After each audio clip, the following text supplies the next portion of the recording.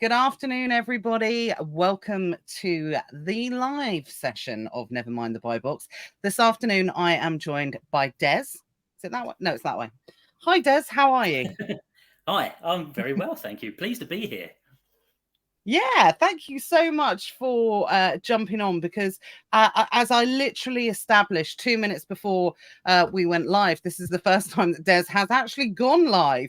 So, and it's one of those things that I think people don't realize. It actually takes quite a lot of guts to come on and do this if you've not done it before.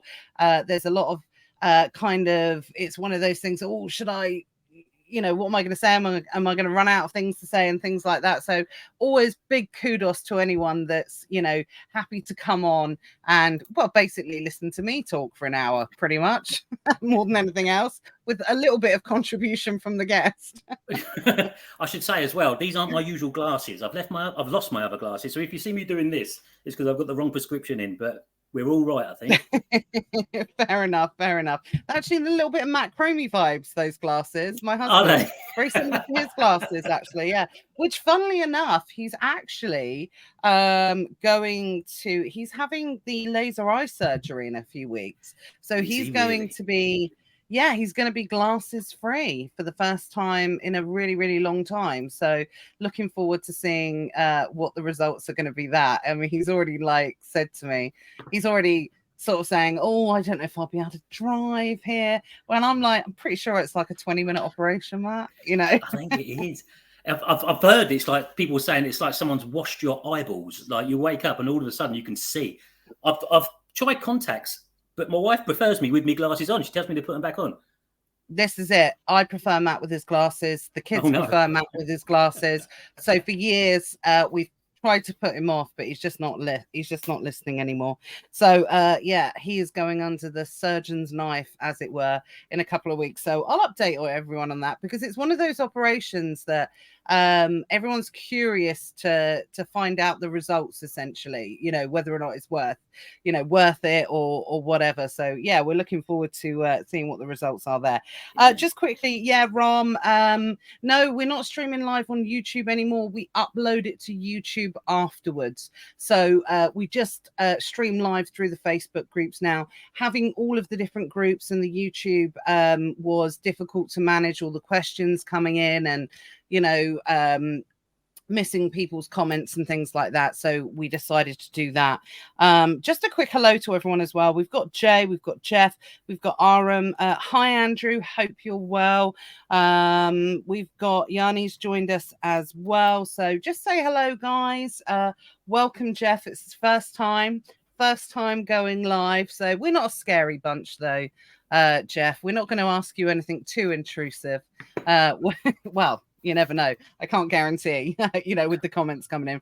But if we get any naughtiness, we're always quick to block them anyway. So hi, everyone. So the reason, we kind of asked you on here today, Des, was I'd actually had quite a few people saying in the group that they wanted to be able to, get some interviews from people that were in the early part of their entrepreneurial journey, as opposed to, we've had 7-figure, 8-figure sellers on here that are maybe 15 years into either an e-commerce journey or entrepreneurial journey, have tried lots of different businesses. But the majority of our audience are probably going to be people who have never had a business before, maybe juggling it with a 9-to-5, may start it for a variety of different reasons, might start out as a side hustle, and then realize the power of everything that's happening, then end up becoming, something that they could potentially look at, transition into at a 9-to-5. So it's really good to have someone on, by your own admission, who is at the beginning of your journey, as it were, and just hearing a little bit of your thoughts about how it's going, where you can see the future going, and what you've experienced so far, essentially. Yeah, no, sounds good. Really, really happy to be here. It's crazy because even in the short time I've been doing it, so this is my 12th month now, so we're just coming up to the first year. because of my social Amazon profile. anniversary. Thank you very much. Thank you. But yeah, because of my social profile, people look to me for answers. And sometimes I'm saying, look, you've got to remember, sometimes I'm a beginner. What it's done, when we'll get into this, is that it's enabled me to learn beyond my months helping other people. It's one of those things, isn't it? When you're sharing your knowledge with other people, it makes you more knowledgeable. It kind of cycles like that. Yeah, absolutely. And do you know what? When I first got into content creation, I remember listening to someone, it might have been Russell Bronson of ClickFunnels fames. Yeah. And he said, you can either teach people or show people in different ways when it comes to, you know, creating content and things like that. You can either do it from an over the shoulder starting, you know, kind of like an overview prospect. You can teach them something with which you're, you know, got a high level of experience. There's lots of different ways to do it. And I think in particular, obviously for anyone, I'm sure there's going to be a few people that actually recognize Des as well. We've already had a couple of people say it. Hayden's joined us as well. He says, fancy seeing you here. Are you like a bad penny, Des? Do you always show up? I do. I often show up. Yeah, a social media whore, maybe. Aren't we all? So I can't see the names, by the way. It just says Facebook user on my little thing. So if I don't recognize no, it says that on mine. Oh. I continually tell them to fill out the profile on StreamYard, but none of them do it. They don't listen to me, so I've given up saying it now, to be fair. But yeah, so yeah, great to have you here. And like I said, you chose, we're coming to this a little bit later because, you know, we're jumping way ahead. But for anyone that does recognize Des, you know, he chose to kind of document his starting journey of selling on Amazon, on TikTok, on the social media platforms as a beginner, you know, very transparent. You know, I think there's a few people out there that are beginners that maybe don't try and say that they are beginners. So, and it's more showcasing your journey. So you're doing that alongside running your Amazon FBA business as well as working full time, which is something I really want to dive into a little bit more, because it's one of the, I think it's one of the things that people, if they haven't started yet, might, you know, have a little bit of, I suppose, negativity or nervousness about how can I do this all, you know, because obviously you've got family as well, you know, you got the full deck of a busy life, essentially. So before we dive in, yeah, absolutely. Hayden says TikTok bandits for sure.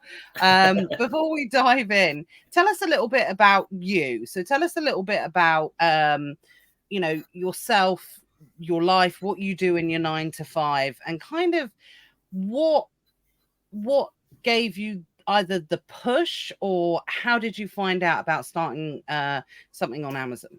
Yeah, no, it's a fair question, and it's one that I get naturally.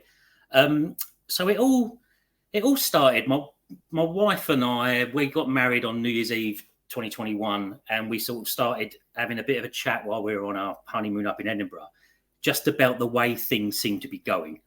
Money was getting less and less. What's the word? Less and less sort of grabbable. You know, we had less and less of it to actually spend. Nice things were becoming less and less frequent. I mean, we were almost watching our pennies on honeymoon, which is insane. And we both had good jobs, and we both had the life that we were told to have, because that's what society tells us. We were both educated in university. I've been a public sector worker my whole life. Worked hard, did all the things, got the mortgage. Why were we skinned? Something was happening. Someone was letting us down somewhere, because we were doing all the things we were told to do. And then we started realizing slowly that no one was coming to help. Nobody is coming to help, and nobody will come to help. It's on us. So we sat down and went, right, how do we make money? Because there's one thing sitting moaning about your life, but there's another thing doing nothing about it. And that drives me mad in all walks of life. So we went, right, let's fix it. What do we do? So we looked into it, and Claire said, I'm going to do some match betting. I'm going to do some surveys. I'm going to do some eBay selling. And I went, right, I'm going to look into Amazon, because I had a bit of knowledge through a course somewhere, or from YouTube or Facebook, something somewhere just rang a bell in the back of my mind. And I went through it, and I thought, right, I'm going to research it. So I sat a course. It was, you know, Reed, they're like an HR specialist. They were knocking out courses for like £2.50. Oh, Reed. Yeah. I used to work for them. That was my last job. Yeah. I was in recruitment. Yeah, that was my last job. Right. Well, they do online courses. They sell online courses. Yeah.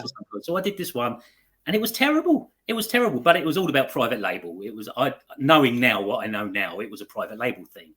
And I thought, you know what? That sounds a bit of me. So I started doing research, and then I realised, I haven't got £5,000 to spend on products that I will never see. That's a bit weird. And then I just kind of went down that rabbit hole.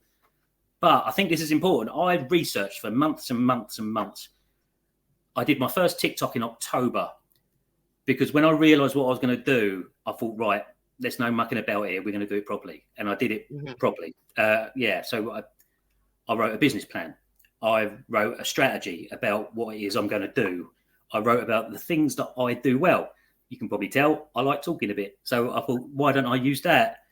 And I knew that I could talk in front of a camera as well. So I thought, right, if I'm going to do that, who's my audience? So I sat down and wrote who my audience is. What's my brand going to be? What style of videos am I going to make? And I did it all before I pressed live on anything. I remember in the summer holidays, we went down to Cornwall in the caravan, and the kids were scooting around this caravan park, and I'm sitting there practicing, talking to my phone with the videos, just rehearsing, because I knew when I got home, I was going to go live. And then the Truss and Kwarteng budget of doom happened. And I thought, what? The what, sorry? The Liz Truss and Kwasi Kwarteng, when they did that mini. Yes, I remember. Yeah. It was that. And I looked and I thought, right, this is it. Now's the time. Because the world went crazy like the day after. And I thought, if I'm going to do it, it's got to be today, because now is when I'm most relatable. Because food's gone up, water's gone up, petrol's gone up, energy's gone up. The nice things, you can't have the nice things anymore. And it was an easy message to convey because it was real. And it was getting worse at that point as well. And you knew it was going to get worse at that point. So I find that really, really interesting, actually, because I've never really heard anyone say that they've looked into it. They've done a lot of research before they've pulled the trigger. They actually set out a plan. And part of what I was going to ask you, do you set goals? Do you set targets and things like that, which we'll come on and talk a little bit more about the Amazon business in a moment. But it sounds like you almost went quite far into the future. You looked at potentially what was available, not only with selling on Amazon, but some of the other areas that could be associated with it. And you kind of did it all, not all at once, because obviously by your own admission, you're, like I said, you're still at the start of your journey, but you wanted to get all the trappings kind of in place, as opposed to seeing where it would lead you. I wonder if that is a good reason for your success, especially on the content production side of things, because you had that plan and that goal, and a clear path of where to go, as opposed to just going in with an attitude of, well, it might work, let's see. Yeah, that's the thing. I mean, I read a book a few years ago. I talk about this book quite a lot as well. I read a book, You Are a Badass, it's called, by Jen Sincero. I've heard of that, but I've never read it. So yeah, honestly, Nat, give it a go. I reckon I'll read it once every year or something. It's amazing, and it properly changed my life back when I was in my first marriage. And it basically tells you that there isn't a story for your life; it's for you to carve out the story for your life. And it talked about manifesting in a way that I hadn't found so relatable before, because everyone believes in various different things, and it's a case of, well, you don't have to believe in a God, you don't have to believe in a universe, but you do have to believe in your ability to change, and that it will work if you put enough energy out there. And that's not necessarily what I believe, but that's what the book says, if you know what I mean. Yeah. But what I did know is that if you put your plan in place, and I did it with absolute clarity, that if I do this, it's going to work. Even if it takes whatever long. I had my goals, and we'll talk about those, but I knew that my audience was there. I knew that there was a group of people like me in their 40s that work, that do all the things that society tells them to do, that through no fault of their own are skint. And they've never looked at the internet to make money before. Yeah. And I also knew that I needed more than one income stream, because I saw a TikTok, I can't remember who it was, so I want to give him credit, but I can't, where he's put a book and he's put like a cup underneath it, and he's knocked the cup away and the book's falling down. And he said, that's what one income stream does. But put 6 under there and then knock one away. And I thought, you know what? I need 6 income streams. And so I thought, if I do the Amazon selling and the social media stuff, I'll figure out the rest as we go. that was the plan. Yeah, absolutely. So would you classify yourself as someone who learns on the job, or would you put yourself in the position of, because you said you did a lot of research, first of all. So that's the first part of the question. What would you classify yourself as? And now that you're in that reality, is it better to, you think, learn on the job, or, you know, to do all that kind of research to start with? Yeah, I love it. That's a really good question. I suppose one of my old jobs, and I want to say is I'm not this anymore. I was a copper, not anymore. I was a copper once, from 2004 to about 2012. And you do the thing where you go to, it was Ashford at the time, but if you're in the Met, you go to Hendon. If you're any local southern counties, you go to Ashford. And you learn the theory for 3 months, and you learn how to fight people on the playground with wrist locks and things like that.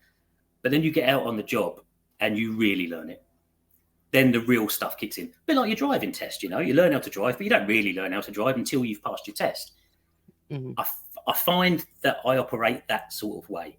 So with Amazon, for example, so I did enough dropshipping research to know that wasn't for me, so I left it and moved on. I did enough Kindle direct publishing, print on demand, all of that gubbins. Yeah. But when I looked at Amazon, I knew this is the one. So I learned and learned and learned, but you can't really learn until you get out and you start scanning, can you really? And you can't learn a keeper chart until you read them yourself.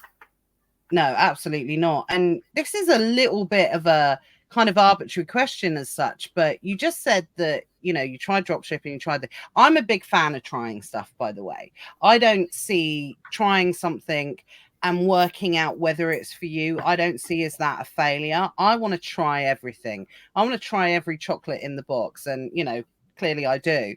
But, you know, I want to know what is my flavor, what works for me, what doesn't work for me. Whereas so many people don't want to try because they're so scared of that level of you know, failure as such, which I would never call failure. It's all experience, essentially. But you sort of tried those other things, but then when you saw Amazon, you was like, right, this is the one for me, this is going to work. What was it about that?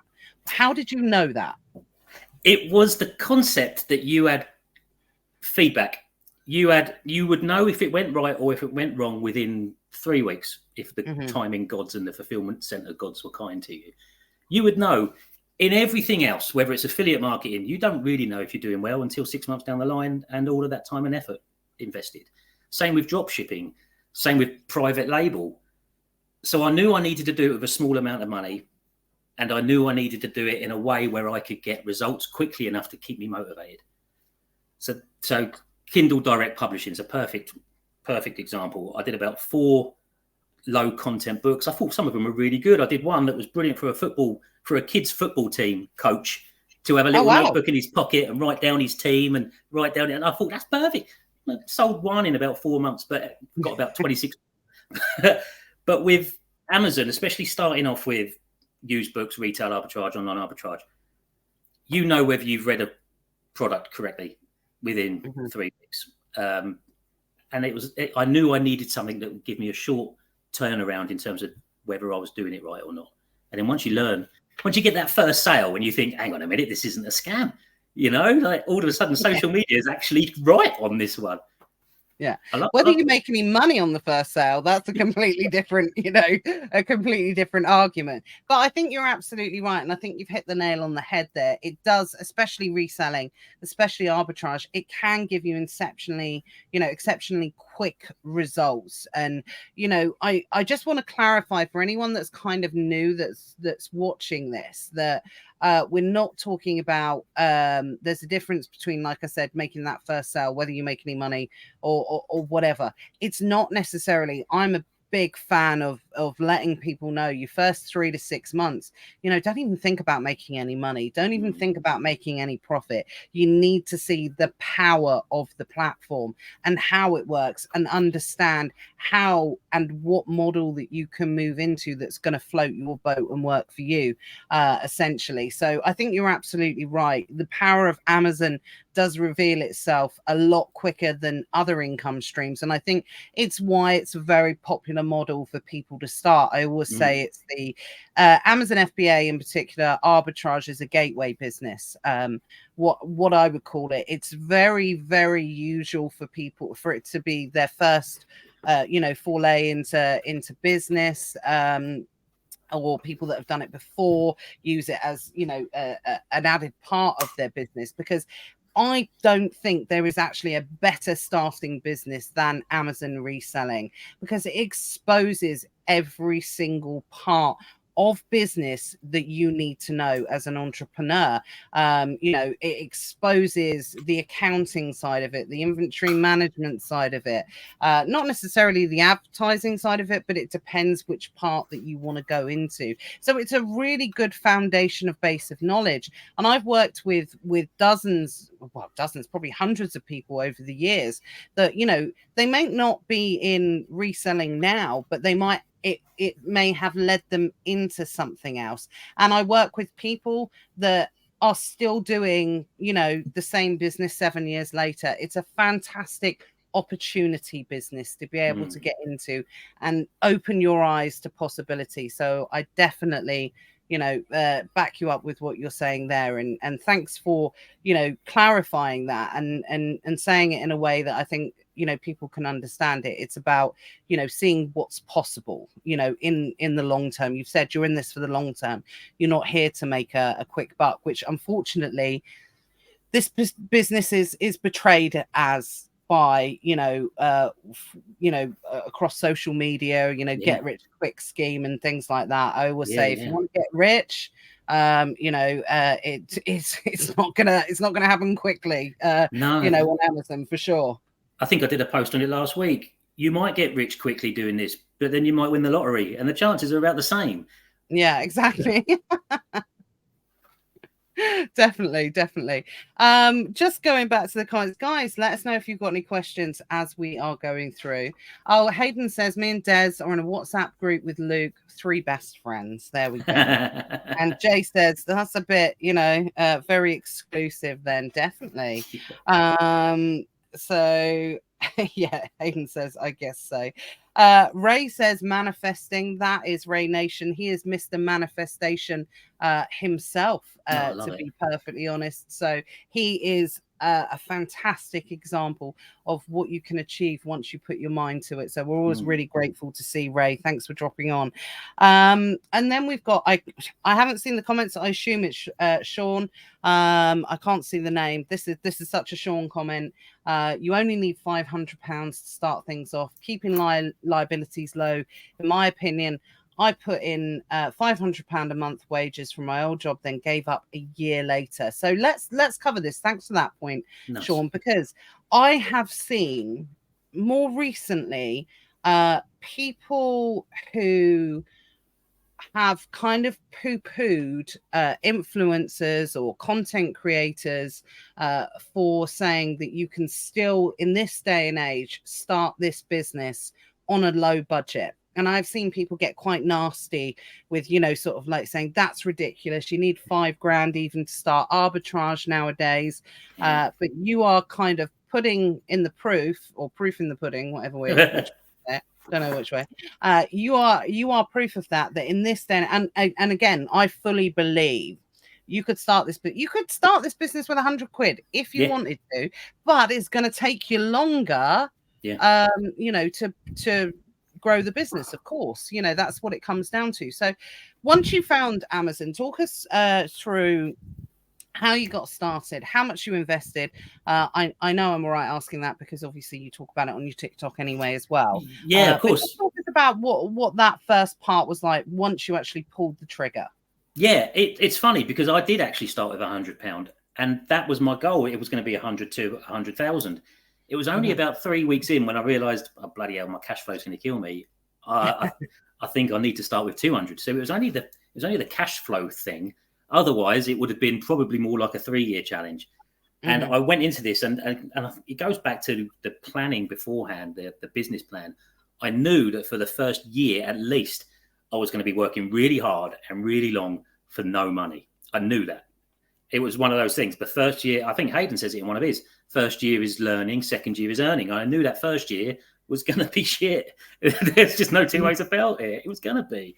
But so I knew through my research that a 30% return on any product you scan is realistic. Mm-hmm. It's not, I wasn't looking for 50% returns. I wasn't looking for anything too crazy. Just anything on a 30% return I was going to buy. So I thought, right, if I take that concept, I knew that I would want to put a 30% return on whatever it is I invest at the start of that month. So that was the plan. When I realised it was £200, I thought, right, let's calculate that. So I took £200 and I thought, what would happen in 24 months if I put 30% on each month going forward? And that turned it into £100,000. And that was what I underpinned my TikTok on. I was the average guy that was starting with £200, and my monthly goal was a 30% growth. Mm-hmm. And then I could share my monthly results to say whether I hit my 30% or not.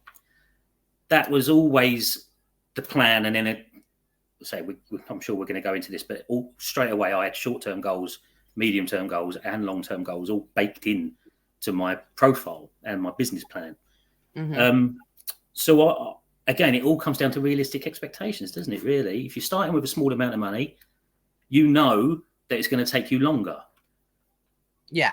The only time I topped anything up was sort of like the first 3 months or so when the account reserve had 98% of my money. I would lend it to myself through my personal money and then pay it back once Amazon decided to give it up.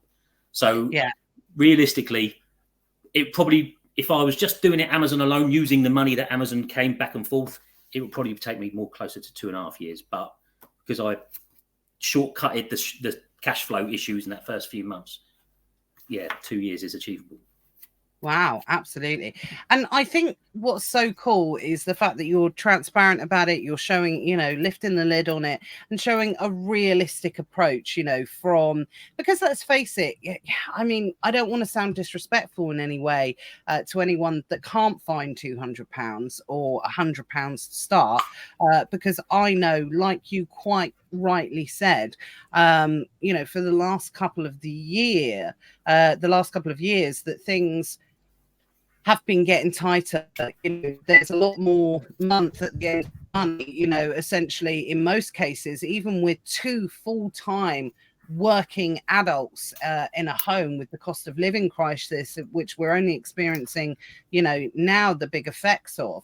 So it is that kind of risk. But this is why I always say, guys, look, if you can find £100 to £500 to start, think about what that type of money represents. What could it buy you in the real world? Okay. For me, £100 to £500. Let's say the top end, £500. What that could buy me in the real world is like probably 2 or 3 weeks food shopping, which I know is quite important, obviously, guys. I'm not saying, right, nobody eat for 2 weeks and start your business instead. It's you can always find a financial equivalent to X amount of money. If you've got Sky TV, cancel your Sky TV for 3 months or something like that. I think there is always a way to find money to be able to start things. And, can you live without that for 3 to 6 months in order to give it a go?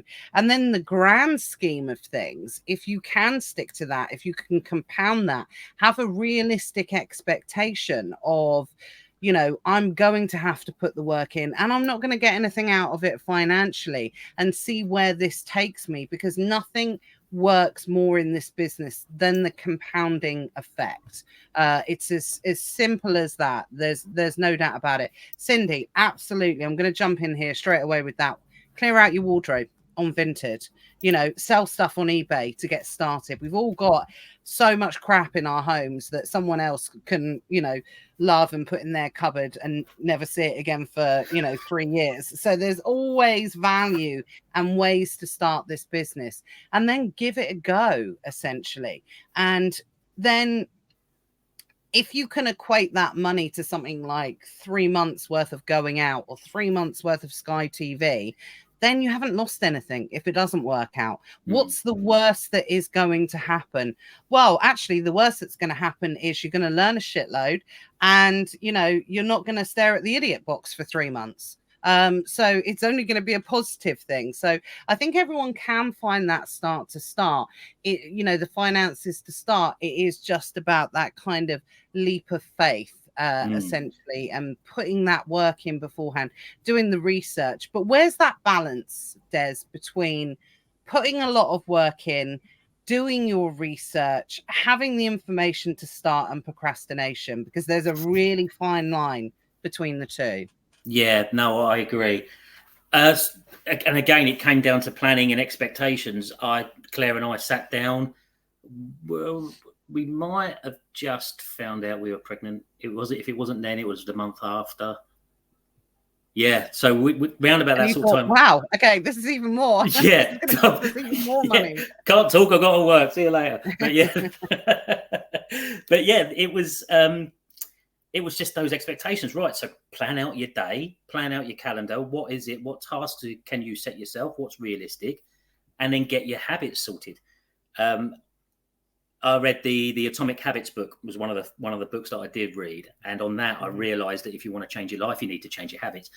And I talk about this a lot. I stopped watching Breaking Bad, even though I've seen it 5 times. I stopped watching Friends. God knows how many times I've seen all of those.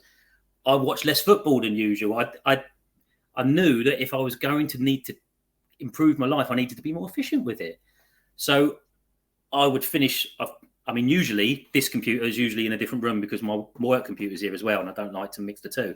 But as soon as I finished this job, I came over and started this one. And I gave myself boundaries. I wouldn't work past 9 p.m. so I could sit and have a cup of tea with Claire before we went to bed, and you've got to kind of be disciplined. And the key phrases that keep coming back. I've learned so much about myself over the last year. You're dead right about learning something.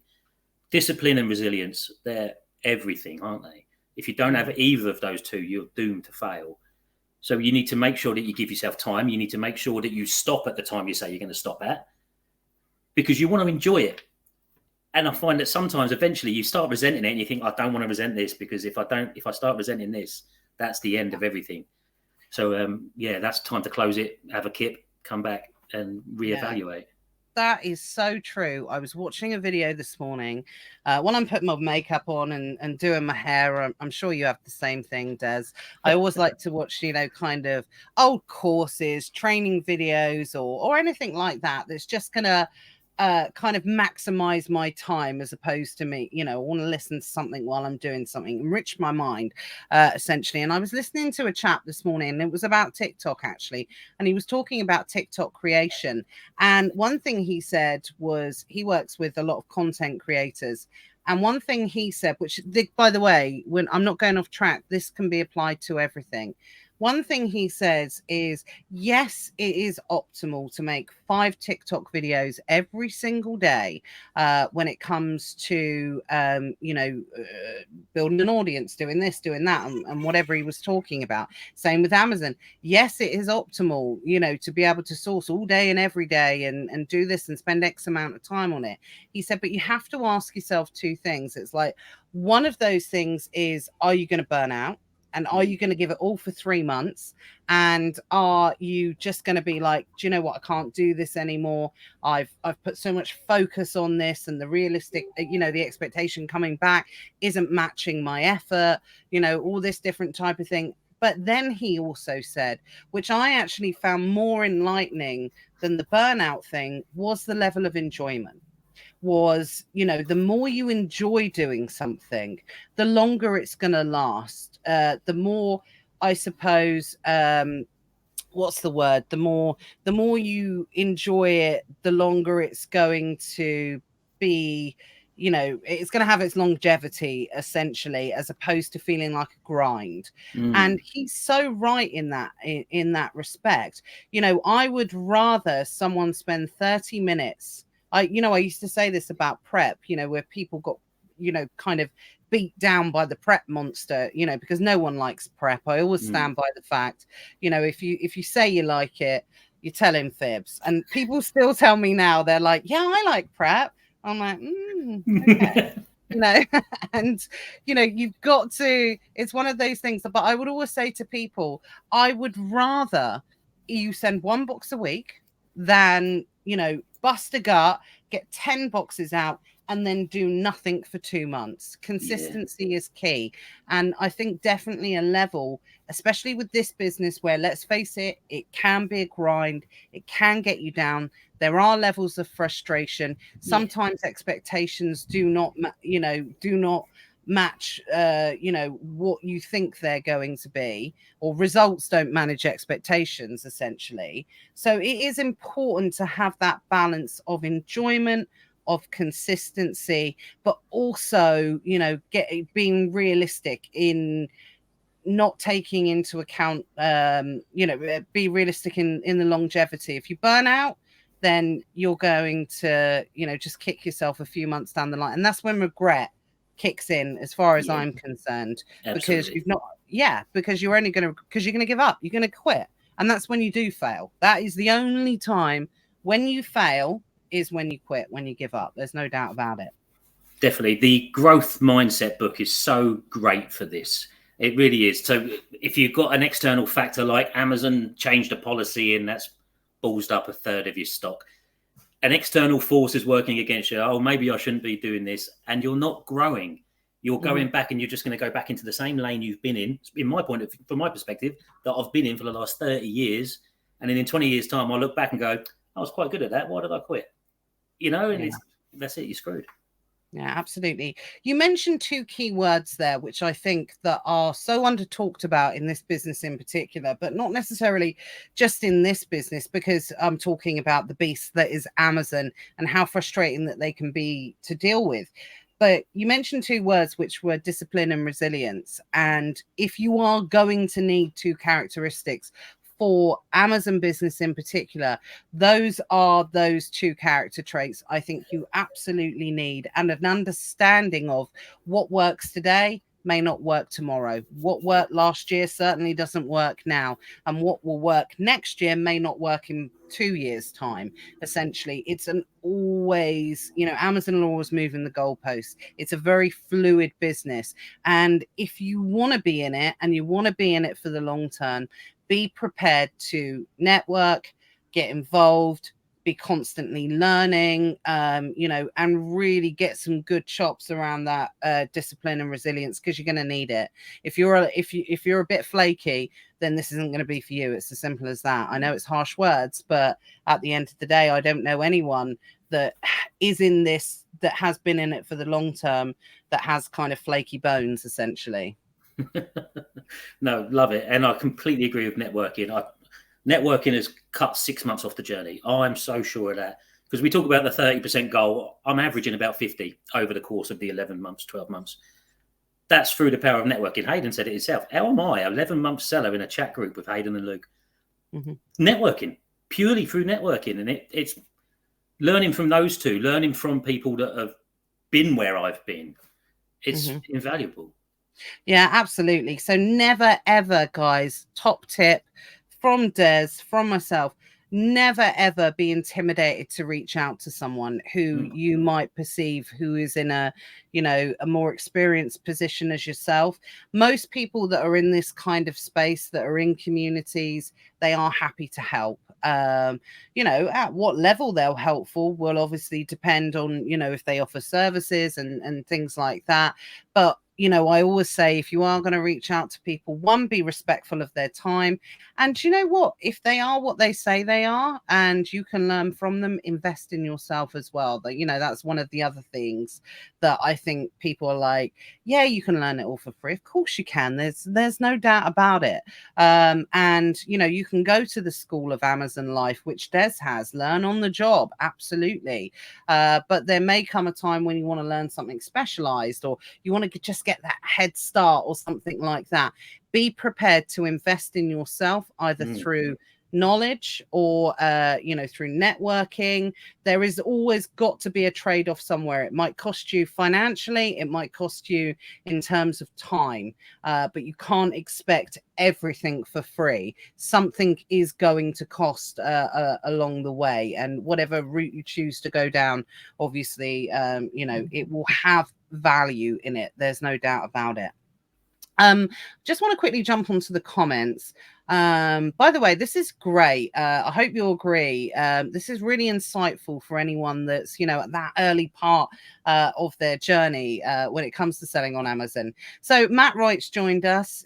Greetings from Munich. I thought you were in Berlin. He must have moved on. So he was in the Berlin the last time I looked. He's obviously doing a German road show. He's taking a leaf out of Johnny Smith's book. I say it every week, but I'll have to start playing location roulette with Matt now, because whenever Johnny pops up on a meeting or a live or something like that, he's in a different geographical location. We never know where he's going to be. Nor says, Des, did you share these 6 income streams, or did I miss that bit? No, I haven't. I don't. No. So when you wrote your plan, did you write out the 6 income streams that you were going to go after, or was that just something you were kind of looking at essentially at the start? So no, I knew that I was going to go down the social media route, and I knew that was key to building the brand. Mm-hmm. Transcends, doesn't it? And I knew that it sounds silly, but my business plan was basically to keep my periphery open for opportunities that came as my social media path grew. So I knew that YouTube were going to pay me. That was it. Essentially, it was, I'm going to start a TikTok channel. I'm going to share my journey, and I'm going to look to inspire a community of money-making newbies. That's what I said in post 1. And then I knew that if I got a Facebook group going and I built a YouTube channel, then YouTube would pay me, and then affiliate marketing will come out of the back of that. So that was 3. And then the rest, no, just open your vision and accept what comes. So it is amazing that you had that foresight from the start. Essentially, that's something that normally comes later once people kind of start selling. So you must have been inspired, to do that and have a level of confidence in yourself. Or I don't know, was it that, or maybe was it, like I said, we keep going back, and I think this is key here. Actually, you keep going back to that business plan you wrote at the start, because I think it's given you clarity and a certain level of direction and confidence to be able to set forward your journey in. Yeah, definitely, because it put my strategy in place and it put my audience in place. And once I wrote who my audience were, I realised there was just such a gap. There was such a gap for people like me, and I thought this has to work as long as the message is right. And then the message, all it needed to be was transparent, because exactly like you said, TikTok is just full of people of showing you that you can be rich in a month. So I was thought, right, I've got to be the anti that. So here I am in 2022 saying this won't fix your Christmas, and it probably won't fix your Christmas next year either. But the one after that's going to be amazing. And you just talk them through that way. And you can either be there in 2025 at Christmas time thinking I'm skinned, or you could have the best one ever. It's on you.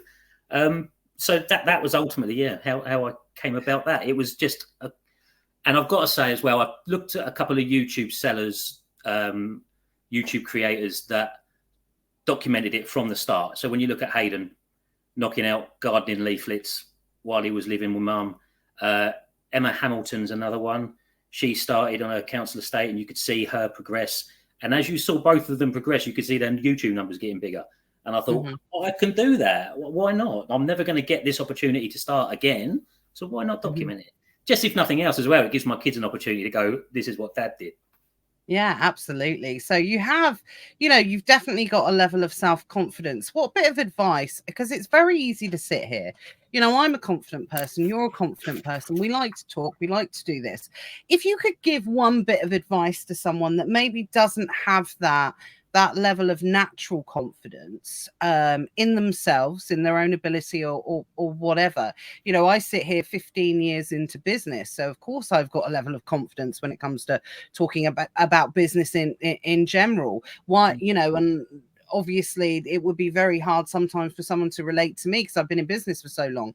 But if somebody is on the peripheral of starting, but they're not feeling as confident as maybe someone that has a level of natural confidence, what's the one bit of advice that you would give them? To get started? No, it's a good question. I feel like I should caveat it, really. I've been lucky in my life that I've been a public speaker.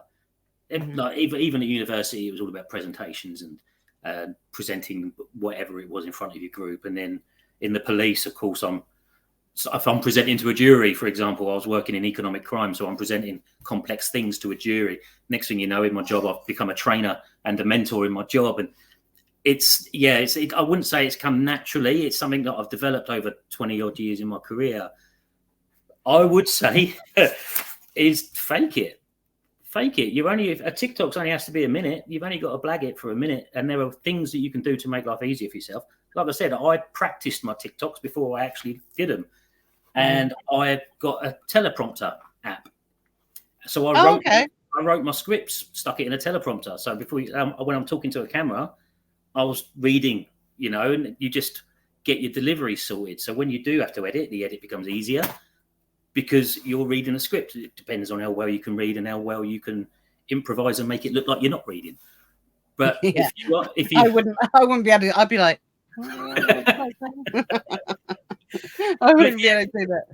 So it's amazing, really. But if you are nervous and if you haven't got the confidence, you need to take on the persona of somebody that has. Because let's be honest, everyone on their social media is playing a character. That's not really me on TikTok. It's just the upbeat, optimistic version of me that wants to inspire you. I love it. I love it. Even the biggest names in life have it. Beyonce, she has Sasha Fierce. Whatever. It's that kind of other persona, essentially. Okay, that's cool. I really, really like that. Let's jump onto the comments. Someone said, "What's the TV?" It's this kind of oblong kind of shape thing, moving pictures, people talking, that kind of thing. Tend to get lost in it for an hour or so. So Cindy says 100%. That's why 100%. You need to find the method that you like, and that's why I love bundles and creating. Again, obviously that's more of an advanced level of selling, which obviously is an area I specialize in, teaching people, doing it ourselves, that type of thing, which a lot of people end up coming into that area once they've been through the standard kind of reselling on Amazon. So there's so much opportunity. Please, my biggest bit of advice to anybody, especially in the first year of business, is, just what you're doing now is not the be all and end all. Keep going with it. Keep resilient. Be resilient with it, because I tell you what, you could only literally be one podcast, one live, one Facebook post, one TikTok video from hearing about someone talking about something that it could lead you into. So don't give up, guys. Give it a go. I think those are the two key things. Kind of get on with it. Give it a go. Jump in. We've established, one, you can do it for, little kind of finances. Des is a clear example of that. And two, we've established that you're not really going to lose anything, certainly until I don't want to get into, because I know people do lose money in this business, through various different lending and doing things on credit cards. I'm not talking about that, guys. I'm talking about give it a go at the start, in the sense that you're not going to lose anything, because the stock that you've bought has always got a tangible value. You'll always be able to sell it. So in the time when you invest that money to when you make, your first sales, that's the time when you need to have that attitude of, I'm not going to lose anything, essentially, because you just need to see that first kind of few sales, as Des did, to sort of show you what is possible. And then where you go, if you get an Amex after that and run 100 grand's worth of debt, that's on you guys, essentially. But just that keeping the faith bit, that's the bit at the start. Where are we? Yeah, Sean says, Sean, do you know what? And there's always different ways to do it. This is what I love about this business. When people sort of say, oh, will it get saturated to do this?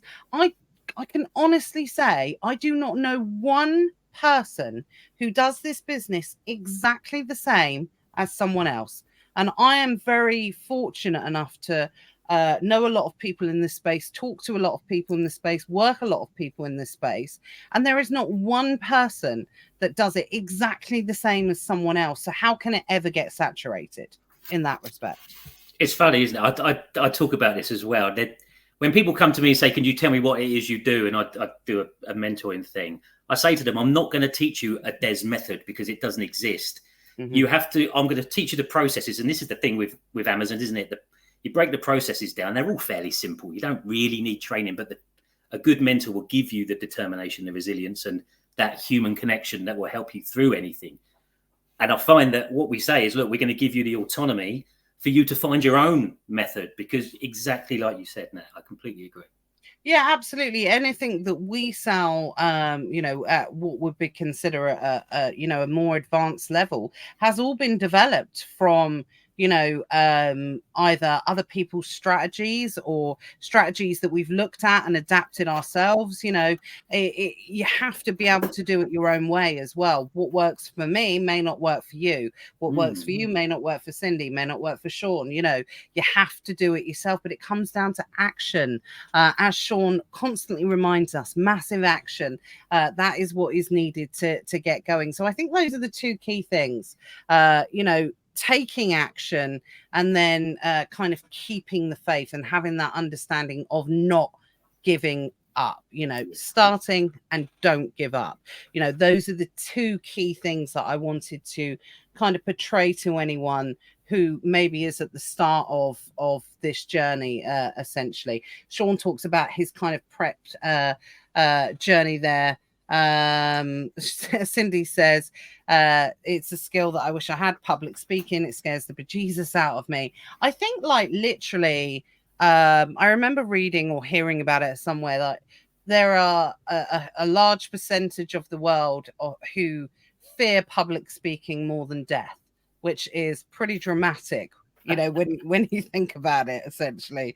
But that I don't personally believe that statistic. I'd rather get up and give a speech than die. Yeah, absolutely. Yeah, we've got another public speaker there. Sorry guys, I don't know the names. It's just coming up as Facebook user. So gosh, I could talk to you all day, Des. Literally, where has this hour gone? But one of I know it's crazy on the Amazon side of things. So just for anyone, like I said, we've talked about getting started. We've talked about the budget you've used, the plan that you've put in place, keeping that discipline and resilience. You're using the compounding effect. You're not in this for a quick buck. You're in it for a long term, kind of goal. So the one thing I want to talk about, obviously, which is what this video was entitled, is that balancing that 9 to 5. Is it because you had realistic goals and you have this kind of business plan to work towards, that you are able to balance your 9 to 5 with at the same time? Because I think one of the things that people really worry about, if they're going to start this as a side hustle, essentially, are they going to have the time? Are they going to have the focus? And all these different things. Is it going to impact my job? Is it going to impact my family? Just talk to us a little bit about how you handle that balance in your life. No, it's a fair question as well.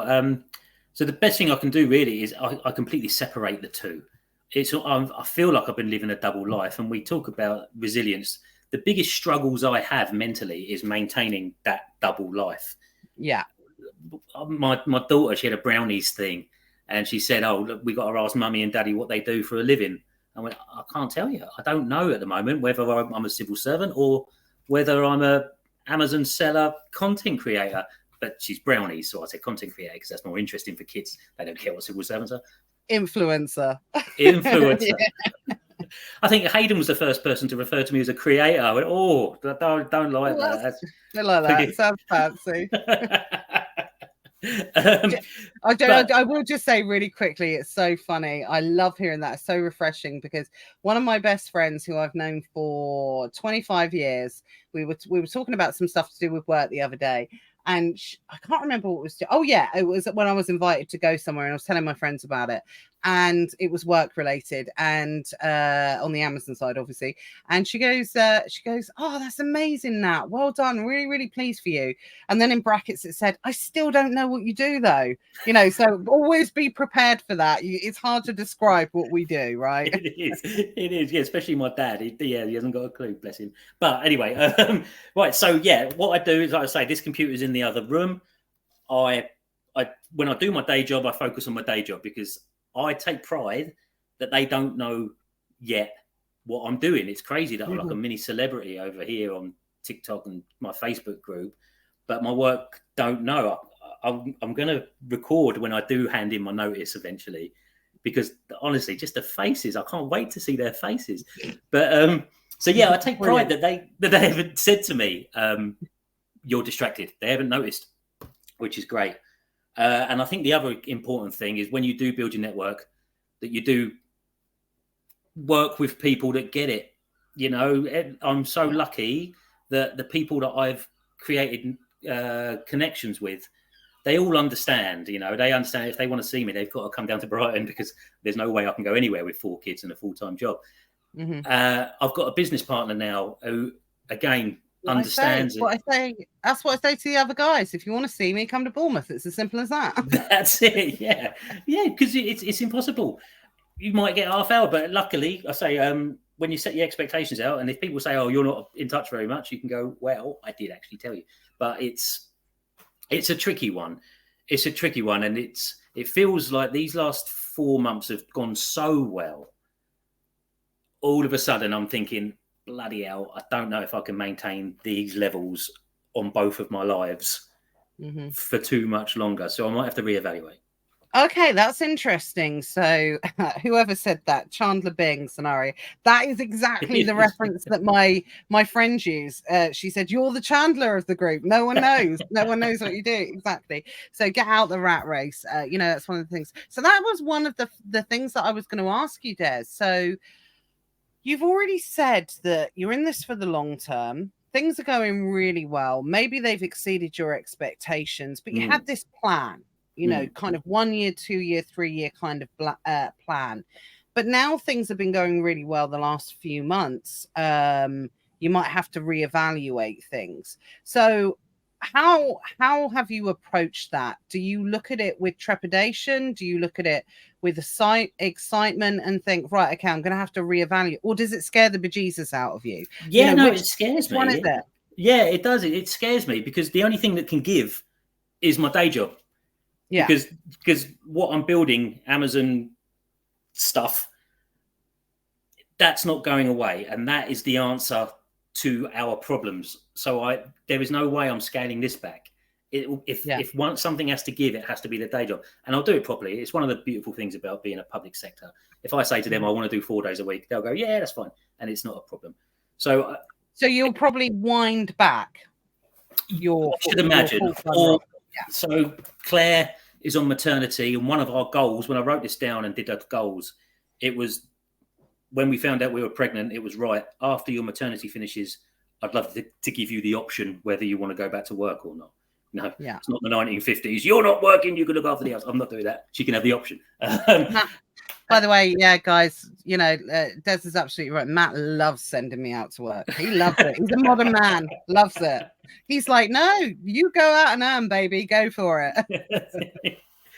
And then, I would quit my job by the end of 2024. It's looking like I might be able to get out sooner than that. But again, it'll be a gradual scaling back. So Claire can take on more things. Now the baby's less and less, you know, progressively, slowly, less dependent on her. Like I say, I've got my business partner. When I started, I think this is one of the things I was very naive on, that is that I just assumed once I had more money in my pocket, I could outsource everything and then I can just do everything. But it's amazing with success gets this obsession, doesn't it, really? That you want more of it. So I'm putting in more hours now.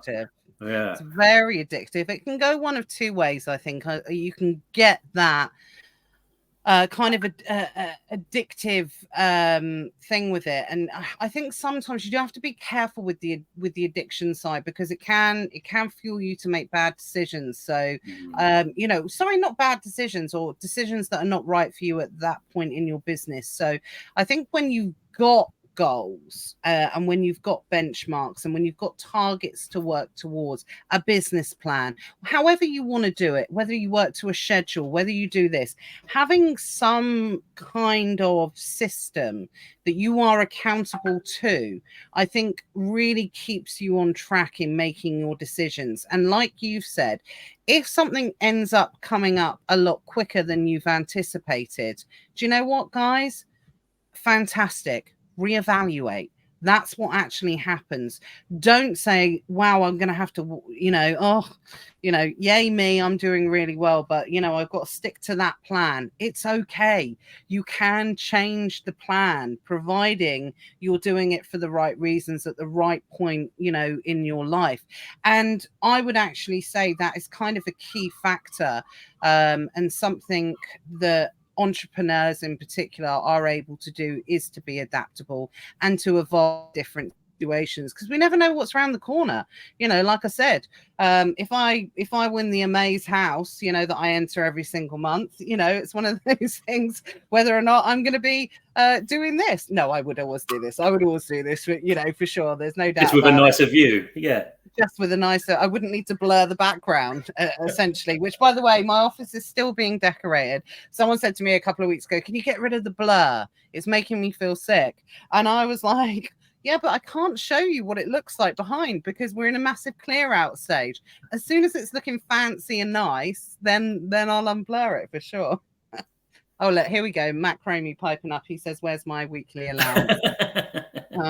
Yeah, that'll be good. That'll be good. So, yeah, sorry, I went off track there.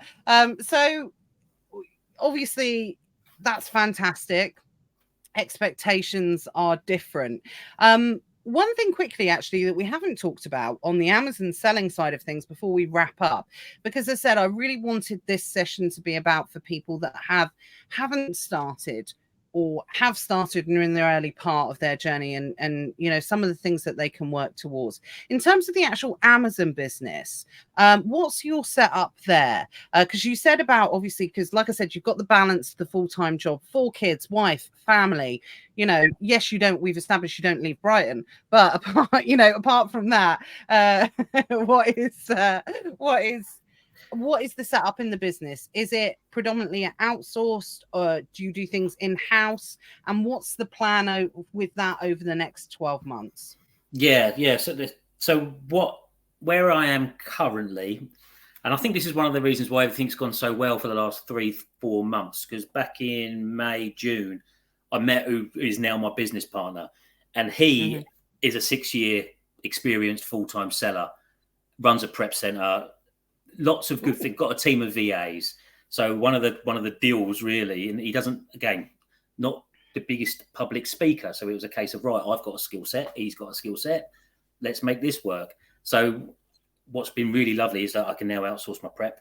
I can share his team of VAs, and at the same point, he's helped come on board with my mentor program to give that a bit of kudos, because yes, I've got the following, but I haven't got the experience. So what I can do is do the beginner stuff, and he's got the advanced stuff. So we sort of merged our mentoring capability, and at the same point, he's helped me massively increase my online arbitrage. I still do the odd used book and the odd retail thing, so I got that for a £5 the other day. Don't tell anyone. Oh, and nice. I've got some old books as well. So I still keep my fingers in pies, because if you're training people and Amazon changes so much, you want to keep your finger on the button, don't you? Yeah. But the online absolutely. stuff, yeah. But I've got a couple of bundles in place at the moment, and we are dipping our toe into wholesale before Q4. So we're going live this month on our wholesale enterprise. So that's what we're doing at the moment. Yeah, that sounds amazing. So lots of exciting things to happen. But again, obviously coming up to your 1-year Amazon anniversary. So it's something that, you're excited about the future. You can see the longevity in Amazon in particular, obviously, because, you know, we're speaking to predominantly Amazon sellers. What would you say to, as a kind of final thing to say for anyone who's watching this, which, by the way, we've managed to keep our numbers all the way through. I think everyone's riveted, hopefully, or they've just kind of left it on and left the room. I don't know. Sometimes I do that. But what would you say to anyone who is ready to take things either to the next level, get started? You know, if you could speak to yourself from 12 months ago, what would you say to yourself now? Yeah, good question. Yeah, build a time machine and go back to pre-COVID. That would have been amazing. But it's one of those, isn't it? It's tricky because I started with the multi-income thing in mind. But in terms of Amazon, I would have started with more than £200. I would have done exactly like everyone said. I probably would have sold more tat to build up to about 500 quid. I can't remember who said it, but they were dead right. I think 500 Cindy, quid. yeah, absolutely. Yeah, 500 quid is the sweet spot, definitely. As I would have gone through the challenge and as the social numbers grew, I would have said no more often. You get an awful lot of opportunities. As success comes, you get an awful lot of opportunities. And I think it was Hayden that said distraction that sometimes disguises opportunities. And I think that's very true as well. Ultimately, the best advice I can give, and we keep coming back to this, is do your research, but give yourself a timeline. So say, I'm going to give myself 2 months to research, and we're coming to Q4, so everyone's going to be itching to get started, aren't they? But give yourself a couple of months to get started, research as much as you can, but make sure you've got a go date that you stick to, and write your plan out. It doesn't matter if you're just copying everyone else and going on to a Discord to find leads. It doesn't matter. You still need to separate yourself from everyone else. You still need to identify what it is that makes you good at whatever it is you do and how you can implement that to whatever strategy you've got, even if it is starting on arbitrage, because eventually you're going to want to stamp your personality on whatever it is you do. So the best advice I could give, and the thing that I'm proudest of really, is that I actually had a plan before I went live. I love that. So get started, get a plan, get started, even if it's a bit of a me too. I mean, me too in the good way, not the other way, not the other me too way. God, you know, not that one. We don't endorse that here on Nevermind the Buy Box. Even if it's a bit of a me too, you know, just copying what other people are doing, you know, that type of thing. Using that to discover the processes, to see how the business works and things like that. And then 3, 6, 12 months down the line, that's when you can really develop more of an understanding and bring some individuality to the business. Yeah, definitely. Cool. I think that's absolutely key. And I think it's completely spot on. Again, I think this might be Sean. Sorry, I'm not logged into the right thing. So I think it might be Sean, but whoever it is, the mystery person, I still do RA, but only do RA in the company to make some good profit in RA. Company buys my meal expenses. Yeah, this is Sean. I never pay for food personally. As you get loyalty points, you can use it for food and drinks when I'm at home, and even give drinks to team members. Absolutely. A really, really under talked about part of this business is the benefits of, you know, what it can bring as well. It brings lots of life, you know, it brings lots of nice things. You know, I've been saying I'm going to do a video on it for ages, but, you know, because of this business, because of reselling on Amazon themselves, not even bundles, guys, reselling on Amazon ourselves, we have bought you know, business class tickets to Florida next year because of that. Okay, so it gives you some really nice things to be able to look towards and goals to set yourself in life as well. Like I said, you have to look at this business like a gateway business, you know, and then once you walk through that gate, where it takes you is completely up to you. That's the most important thing, but you got to walk through it. Yeah, agreed. Our Boots Advantage points are going to pay for Christmas this year. Yeah, spend them. But by the way, guys, don't save up your Boots points. Make sure you spend them as you go, because they will get taken probably at some point. So yeah, please make sure we do that. I've seen enough people that happen to. I lost about 300 quid probably about 2 months ago, something like that. I know. You know, like I said, I always say, it's one of those things that even with experience, you still make mistakes and things like that. It was on an old card I forgot about. I tried to use it. I tried to buy some, nice expensive perfume, and they were like, nope. Not having that. I actually tried to order like £300 worth in one go, and then they shut it down. They cut me off completely. So I'm writing this down. I'm writing this down. This is important stuff. Yeah, here we go. There we go. I think that's Sean. Don't save points. Don't save points. Spend them. They're a bonus, so you can own. You're never guaranteed them. If they take them away and you've built up loads, then you've only got yourself to blame for it. Spend those points for sure. The other tip that I can give you in that: buy a load of these little phone-sized notebooks. I've got some of those. I've got some of those. You never know when that next idea is popping up. It's usually when you're driving or you're in the shower. So just have one and a pen and write stuff down. Definitely.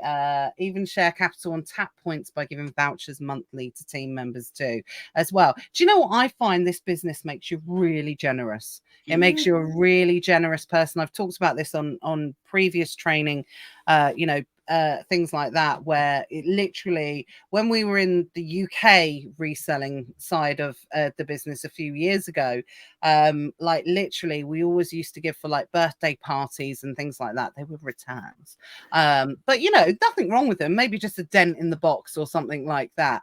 But we were able to give like a 30-40 pound gift, and we would look super generous. And then I'd always hand it over to the parent, and I'd say, oh, I'm really sorry, Max just sat on it in the car, there's probably a dent in the box, kind of thing, as I'm handing it over and doing it. So it does make you look like a super generous person for sure. So even if you don't make any money, you'll be well loved.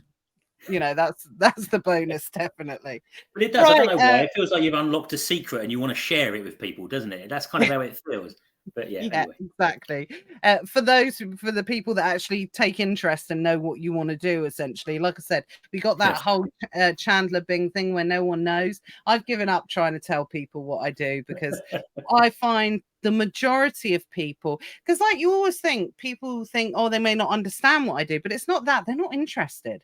And I'm very, very good in person at being able to tell whether I'm boring someone or not. And so I've literally given up in trying to tell people. I'm like, what did you do? Sell on Amazon. That's it. If they ask a bit more about it, I'll tell them a bit more. If they don't, people love talking about themselves, I think, more than anything else. So I just sort of listen instead. It's the way to go. So and then obviously less people were selling on Amazon anyway as well, so it's always a bonus.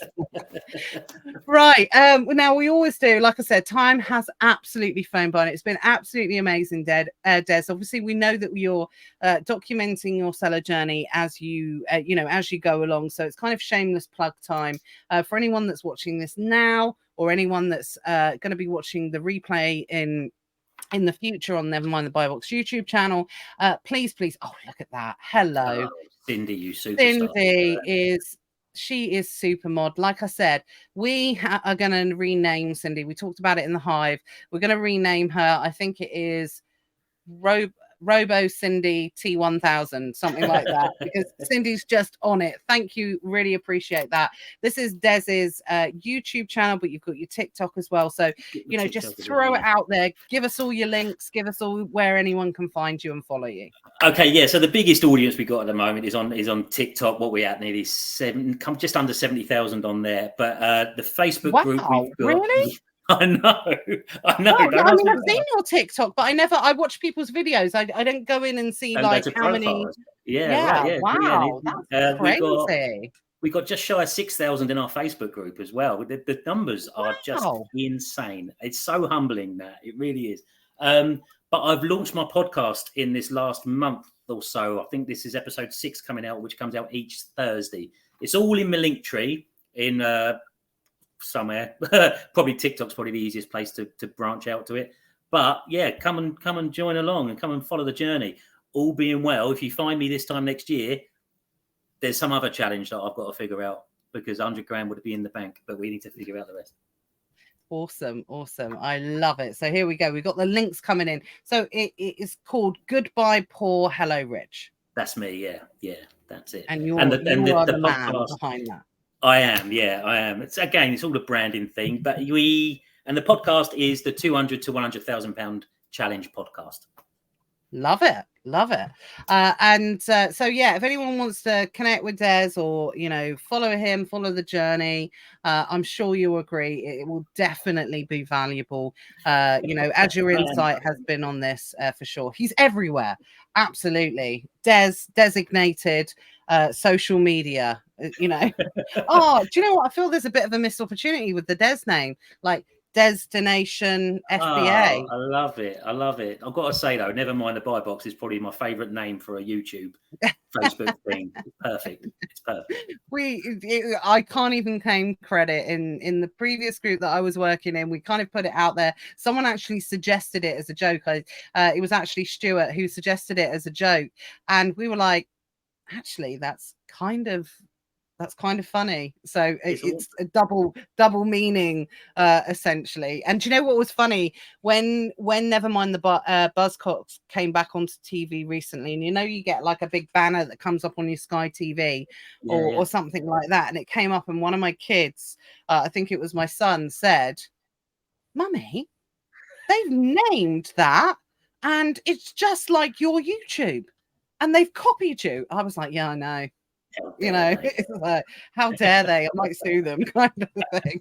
And then I did tell him a little bit later, and I was like, no, that was kind of around before then. I thought it was finished, so we thought we would go with that instead. So yeah, we've got the links there. We'll put them on the YouTube video as well. So just quick YouTube kind of whatever you're supposed to do. I'm like the worst YouTuber in the world, but if you have not already, please make sure you subscribe to the channel, give the video a like, leave a comment, do whatever you're supposed to do. We're always putting new content to come on the channel over the coming weeks. So next week, guys, we are back now that I'm back from holiday, and I've got no more holidays for the rest of the year. Boo.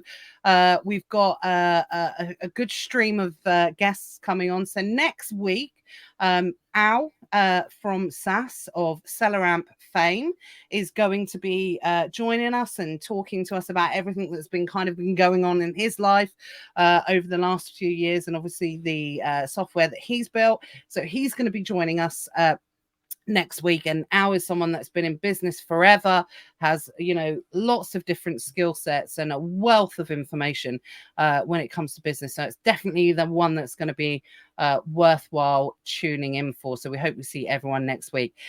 Des, thank you so much for your time. I really appreciate it. It's been really insightful, and hopefully as I'm sure they absolutely will be, anyone that's watching this that's at the start of their kind of Amazon selling journey, I know will be inspired. And what's interesting is for the people that will watch this video in the future, you will have someone that comes back to you at some point, either through the content that you're already creating, that said, I remember the time when I saw you on that video and you inspired me to start, and now I'm earning X amount. That to come is the best feeling than you can ever possibly imagine. So and I know there will be a wealth of people that will be coming to that for you, for sure. Thank you. Honestly, I've really enjoyed it. Now invite me back on whenever you want, no problems at all. And come on to the podcast as well if you fancy it. I will. I do. Do you know, it's funny, I'm used to, I think Hayden was the first person I actually went on his live, and it felt so weird to be on the other side of it. And I almost found myself going into presenter mode, but yeah, absolutely. I love it. I love, like you, I'm sure people know this, I'm a talker, so I love talking about business. I love finding like-minded people, different areas. I can talk about it until the cows come home. So yeah, I would love to. I'd love to come to Destination Oh no, sorry, missed opportunity there. Missed opportunity is too late. I know, I'm not gonna lie, too late, unfortunately. People thought my name was Rich for months, by the way, but yeah, never mind. Oh really? Yeah, because I'm Goodbye Poor, Hello Rich. They thought I was rich. I'm not that clever. That wasn't working that way. But never mind. Brilliant. I love it. Okay, I'm gonna have to call you Rich next time.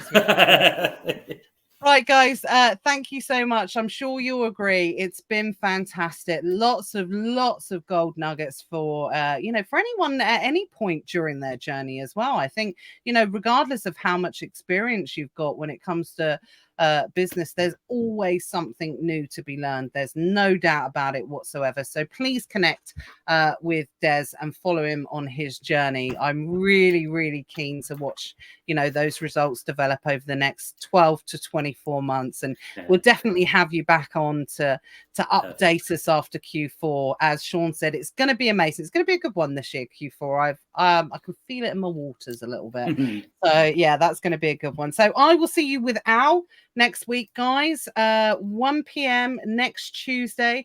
I'll see you then. Des, it's been an absolute pleasure. Thank you so much. Thank you. Thanks, Nat.